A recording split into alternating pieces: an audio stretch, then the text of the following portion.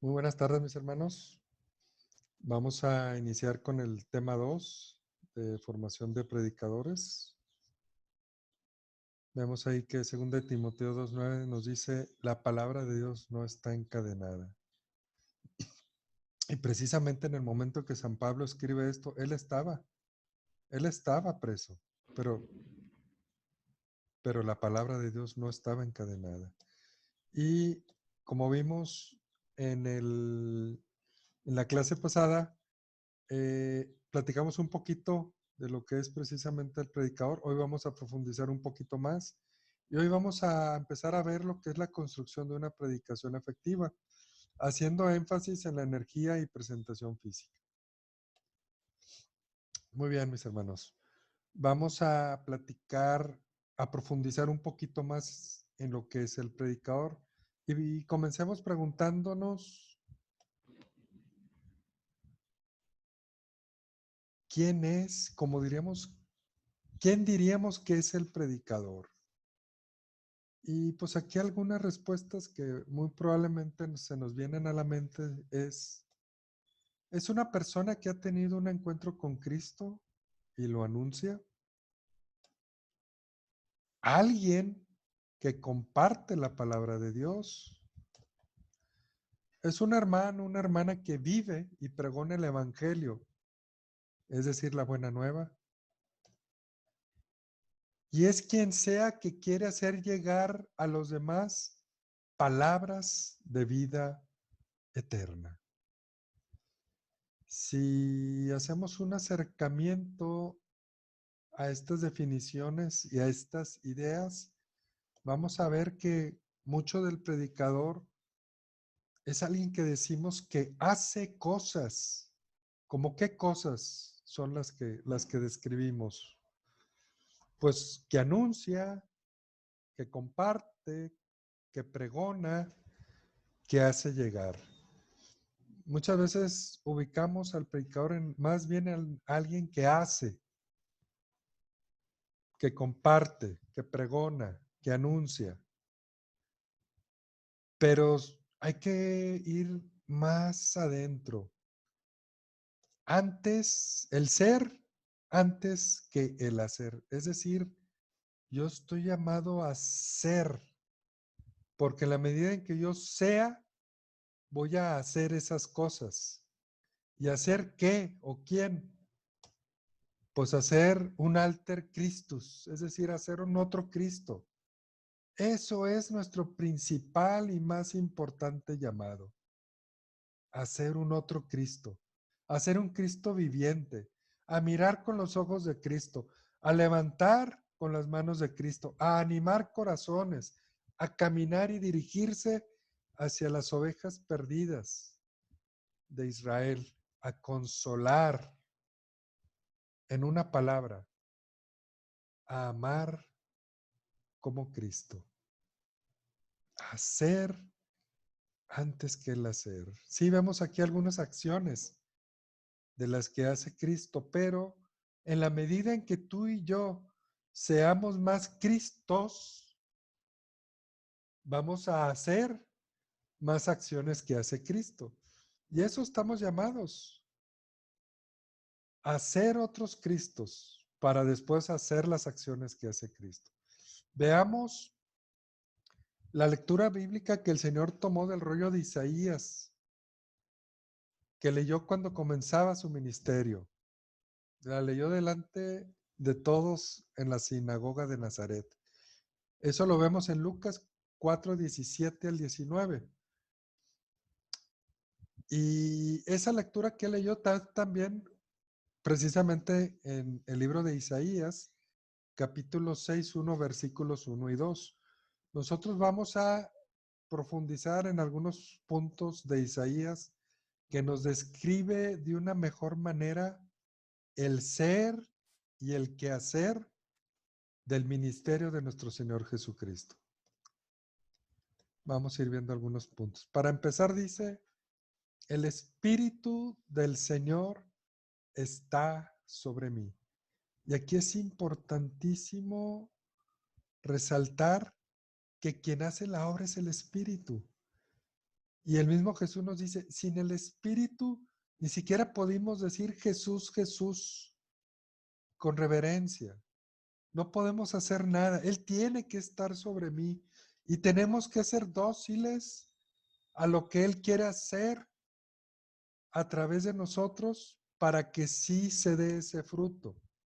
El Espíritu Santo es el gran arquitecto, es el quien va llevando esta gran obra y se la está preparando al Padre a través de Jesucristo. Él es el que va llevando, Él es el que va haciendo, pero Él nos invita, Él quiere que participemos y es por eso que nos unge. El Señor me ha ungido. Es la importancia de estar siempre pidiéndole al Espíritu Santo que sea Él, que sean sus palabras, que sea su acción. No importa si vas a compartirle a una persona o si vas a compartirle a 10, a 100 o a más. Siempre debemos de estarle pidiendo al Espíritu Santo que venga a Él a ungirnos, a dirigirnos y a ser sus instrumentos. También dice, me ha enviado a dar la buena noticia a los pobres o la buena nueva. Y fíjense, nosotros, los predicadores, no estamos llamados nada más a dar buenas nuevas, sino que tú mismo, tú en tu persona, tú en tu vida, tú estás llamado a ser una buena nueva para todos los demás y en especial a los pobres. Aquí solamente quiero resaltar, la palabra pobre no quiere decir que el Señor a todos los demás, no hay nada para todos los demás, no, sino aquí el pobre no solamente es el pobre económico, sino el pobre es el que se sabe necesitado y el único que es capaz de llenarnos completamente nuestros corazones y todo lo que necesitamos es el Señor. Para curar corazones desgarrados. Qué palabra tan bella. Y esto es lo que tiene que hacer el predicador. Con la gracia de Dios, claro, con el Espíritu Santo. Curar corazones desgarrados. Muchas veces, mis hermanos, nos dicen, oye, hay que dar un tema, tú te centras en el tema, lo preparas, das el anuncio, cómo están, cómo lo recibieron, cómo estaban, cómo salieron. Pues no sé, yo nomás di mi tema y ya. No, no, no, no, no. Tenemos que ir más adentro, mar adentro. Hay que pedirle al Señor desde antes, Señor, ¿qué palabra les quieres dar a estos hijos tuyos? ¿De qué los quieres curar? ¿Qué quieres curar en sus corazones? Curar corazones desgarrados, apregonar a los cautivos la liberación y a los reclusos la libertad. Aquellos que están presos de sus temores, a aquellos que están presos del pecado o de cualquier situación, inclusive los que están presos físicamente, a ellos también hay que llevar esa liberación, esa libertad que el Señor les quiere dar, a proclamar un año de gracia del Señor. Siempre que se anuncia la buena nueva, es el año de gracia del Señor. Porque ese es el día de gracia, ese es el día de salvación, ese es el día de la alegría, ese es el día en el que el Señor va a hacer su gran obra a través tuya, para consolar a todos los que lloran. Qué hermoso ser ese consuelo de Dios. Tú y yo, mi hermano, estamos llamados a ser ese consuelo de Dios para todos los que lloran. Y en este momento, yo te invito que donde estés, cierra tus ojos y vamos a hacer al Señor una pequeña oración. Vamos a decirle, Señor, Aquí estamos, aquí estoy, Señor. Toma todo lo que tengo, toma todo lo que soy, Señor. Yo te doy mis ojos para que tú mires y veas a través de mis ojos. Yo te entrego mi mente para que sean tus pensamientos los que estén en mí. Yo te entrego mis manos para cada persona que yo toque, Señor. No la toque yo, sino que la toques tú, Señor. Yo te entrego mis pies para que seas tú quien me dirija hacia donde quieres que yo vaya, Señor. Yo te entrego todo lo que tengo y todo lo que soy, Señor. Yo me abandono a ti, Señor, y te pido, Padre, en el nombre de Cristo Jesús, que me des la gracia de ser un alter Christus. Dame la gracia, Señor, de ser un otro Cristo. Dame la gracia, Señor, de darle esa alegría a nuestro Señor Jesús, que Él hoy se pueda pasear aquí en la tierra y pueda consolar a muchos corazones y pueda animar a muchos. No porque yo sea muy digno o sea el mejor instrumento, no, al contrario, a lo mejor soy el más indigno, pero aún así, Señor, dignifícame para estar a la altura de lo que tú mereces. Dignifícame, pero también dame la gracia de darle ese gusto al Señor, que Él pueda abrazar a los que sufren, consolarlos y sanar sus corazones. Amén. Muy bien, mis hermanos, pues veamos ahora también un ejemplo de, de uno de los más grandes santos, aquel que predicó a los gentiles, sin duda, San Pablo. Y preguntémonos, ¿por qué es que llegó a ser y es uno de los grandes pilares de la iglesia? Pues vamos a ver aquí algunos puntos. Porque conocía muy bien la Torá, o sea, la ley judía y las costumbres, o porque era el más instruido de los apóstoles, porque estudió a los pies de aquel gran maestro de sus tiempos, Gamaliel, porque era un fariseo que buscaba la verdad, porque predicaba muy bien, porque por su intervención se planteó la aceptación de gentiles sin pedirles la circuncisión en el concilio de Jerusalén, cuando los el bando de los que quería que todos los gentiles se circuncidaran y el lado de San Pablo que decía, no, no es necesario que se circunciden, porque envió cartas a las comunidades, inclusive estando él en cautiverio. Pues sin duda alguna todos estos puntos fueron importantes,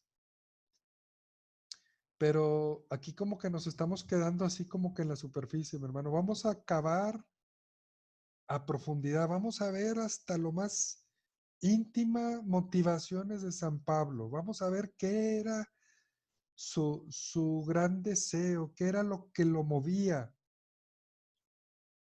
y por qué llegó a ser uno de los grandes pilares. Estos son algunos factores, pero vámonos más, cavando más profundamente. Y vamos a ver tres citas bíblicas. La primera, Hechos 20:24. Dice, pero yo no considero mi vida digna de estima, con tal que termine mi carrera y cumpla el ministerio que he recibido del Señor Jesús, de dar testimonio del Evangelio de la gracia de Dios. Palabra de Dios. Fíjense aquí cómo San Pablo dice, para mí lo más importante no es nada en mi vida, lo más importante es dar testimonio del Evangelio. Más importante que otros proyectos y que otras cosas, dar testimonio del Evangelio. Y aquí, fíjense, la iglesia nos habla de dos realidades. Nos habla de las realidades temporales, es decir, las realidades en la cual nos afectan en nuestra vida cotidiana, esas son realidades temporales, y las realidades eternas, las realidades que impactan en la eternidad. Y San Pablo tenía el chip pensando en las cosas y comprometido, de hecho, comprometido, inclusive su vida llegó a ser mártir, que impactan en la eternidad. ¿Sí? Por eso dice, yo no considero mi vida digna de estima. Todo lo que tengo y lo que soy no es digno de estima. Lo más importante es dar testimonio del Evangelio. Y si mis hermanos esta consideran que es una cita fuerte, pues espérense a la que sigue está más fuerte. Dice, pues desearía ser yo mismo anatema, es decir, separado de Cristo por mis hermanos, los de mi raza según la carne. Palabra de Dios. Romanos 9:3, carta Romanos 9:3. Fíjense, si San Pablo en la primera estimaba, no consideraba digna de estima su vida terrenal, en esta cita inclusive está ofreciendo su salvación eterna con tal de que sus hermanos, los de su carne, es decir, los judíos, se salven. Él aquí le está pidiendo al Señor, Señor, toma mi salvación, yo te entrego mi salvación con tal de que se salven mis hermanos. Y esto me lleva a preguntarme a mí y a ti también, hermano, ¿qué estoy dispuesto yo a dar? ¿Qué estoy yo dispuesto a sacrificar por el Evangelio? En una cita, San Pablo estaba dispuesto a sacrificar su vida y la dio, fue mártir. En la segunda cita, está dispuesto a sacrificar su salvación por sus hermanos. Ese es el amor, mis hermanos. Eso es lo que, eso es lo importante de todo esto. ¿Cuánto estoy dispuesto a amar a mis hermanos, a hacer por ellos? Y fíjense que nuestro Señor no se deja ganar en generosidad. Si tú le das algo al Señor, el Señor te lo multiplica. Y aquí a San Pablo, el Señor le tomó esta entrega que él hizo, pero no lo desamparó, al contrario, lo hizo uno de los grandes santos. Sí, e inclusive, pues bueno, sabemos que al final de los tiempos, los mismos judíos van a reconocer a Cristo y se van a hacer también cristianos, porque van a reconocerlo. Y ahí se va a estar cumpliendo este deseo de San Pablo. Fíjate cómo el Señor, el sacrificio de San Pablo, sí le va a dar la salvación a los judíos, pero también no deja de darle la salvación a San Pablo. Veamos la tercera cita. Y muchas veces pensamos en San Pablo como alguien que, pues bien padre, ¿verdad? Ay, predicando a las multitudes. Pues sí predicó a las multitudes, pero no era todo color de rosa. Veamos cómo él mismo nos comenta en 2 Corintios 11, capítulo 11, versos 26 y 28. Dice, viajes frecuentes, peligros de ríos, peligros de salteadores, peligros de los de mi raza, peligros de los gentiles, peligros en ciudad, peligros en despoblado, peligros por mar, peligros entre falsos hermanos y aparte de otras cosas, mi responsabilidad diaria, la preocupación por todas las iglesias. Palabra de Dios. Aquí nos dice, bueno, realmente había muchos peligros, ¿verdad? En este ministerio de San Pablo, pero aún así él decía, mi responsabilidad diaria, la preocupación por todas las iglesias. Muy bien, mis hermanos, pues le pido al Señor que nos dé ese celo y ese amor que tenía San Pablo para predicar, para hacer llegar esa palabra de salvación a todos los hermanos. Dios te bendice.